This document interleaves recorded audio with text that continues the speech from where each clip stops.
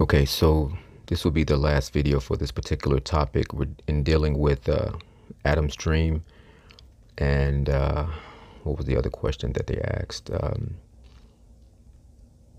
Was the two creation stories. So I'm hoping this topic dealing with Adam's dream and the two creation stories.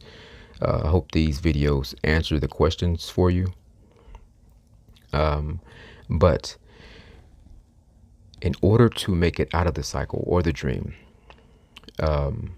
or what they call the simulation, you cannot be tethered to that frequency. And as long as this is fragmented, the left and right paradigm or hemisphere within the brain, then that tethers you to the material world. It's an identity complex. So a lot of people see themselves only as wives, see themselves only as husbands.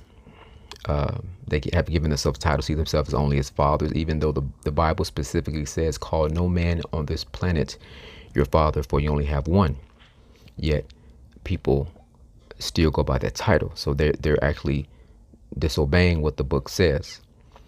But it's because they have taken on these tetherings or these connections to the material world, which will loop them back into the cycle and the whole thing. To step out of the 3D into the 5D is to not be tethered to those things. So this is why the book of Genesis, and I have to remind individuals that the book of Genesis, if you take the word and separate it, it's talking about genetics, gene.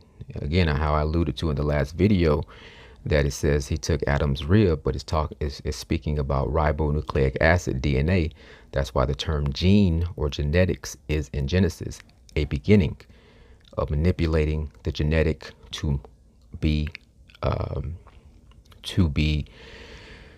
what's the word I'm looking for? To be confined to a certain frequency, because currently the frequency fence is kind of destabilized. That's why certain individuals can see past this particular reality, because of the light spectrum is being manipulated to only give the current observer a limited perception of reality, when we're supposed to have much more.